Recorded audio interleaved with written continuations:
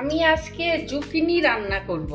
আমি তার জন্য জুকিনি নিয়ে নিয়েছি, আর এখানে পেঁয়াজ, রসুন আর কারি পাতা, তারপরে একটা টমেটো, কাঁচা লঙ্কা আর একটু সয়া সস দিব।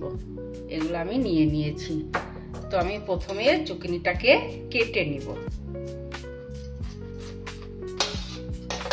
দেখুন কি সুন্দর।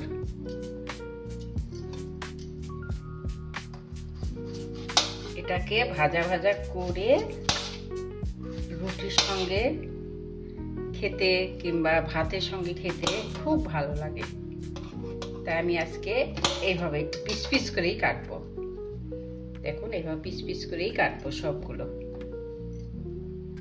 এই যে দেখুন জুকিনিগুলো আমি সব কেটে নিলাম। একদম নরম, কাটতে খুব ভালো লাগে, ক্যাচ ক্যাচ করে কেটে যায়। দেখুন আমার সব জুকিনি কেটে নেওয়া হয়ে গেল। এখন আমি পেঁয়াজটা কাটবো, রসুনটা কাটবো, টমেটো কাটবো, সব এখন এক এক করে কেটে নেব।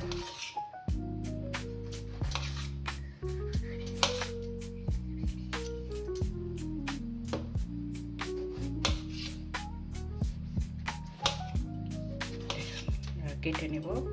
পেঁয়াজও কাটবো, পেঁয়াজটা চিকন চিকন করে কাটবো।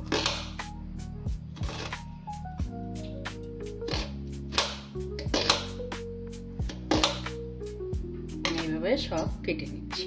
এই যে দেখুন আমি সব সবজিগুলো সব কেটে নিয়েছি, আলাদা আলাদা করে কেটে রেখে দিয়েছি সব। এখন আমি কড়াইটা উঠিয়ে দিলাম। আমি এর মধ্যে একটু তিলের তেল দিব।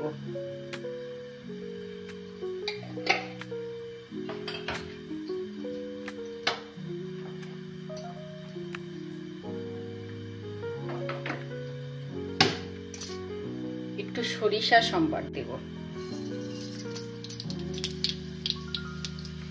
আর কারি পাতা দিব।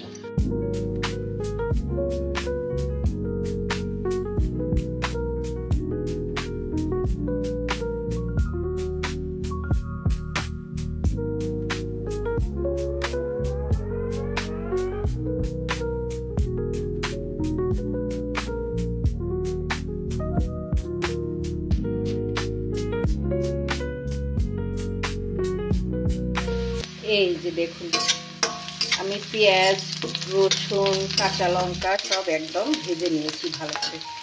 এখন আমি এর মধ্যে এই টমেটোগুলো দিয়ে দেব, তারপরে এই জুকিনিগুলো সব দিয়ে দেব।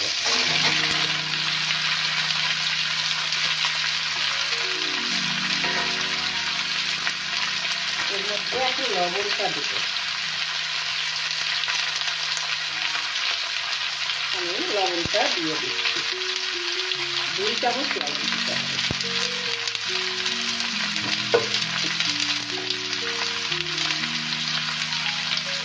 এক চামচ হলুদ দিব। এটাকে আবার ভালো করে ভাজা ভাজা করে দেব।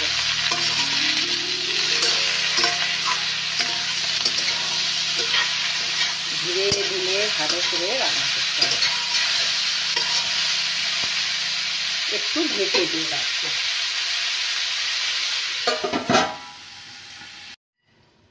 এই যে দেখুন আমার সবজিটা সেদ্ধ হয়ে গেছে। আমি কিন্তু এর মধ্যে একটুও জল দিইনি। সবজি উঠিয়ে দিয়ে গ্যাসটা একটু ছোট করে দিয়ে রেখেছিলাম, ওর ভিতর থেকে জল বেরিয়ে সেদ্ধ হয়ে গেছে। দেখুন কি সুন্দর কালার এসছে, আর দেখতেও কি সুন্দর লাগছে। এখন আমি এর মধ্যে একটু নারকেল কোরানো দিব, তাহলে টেস্টটা ভালো আসে।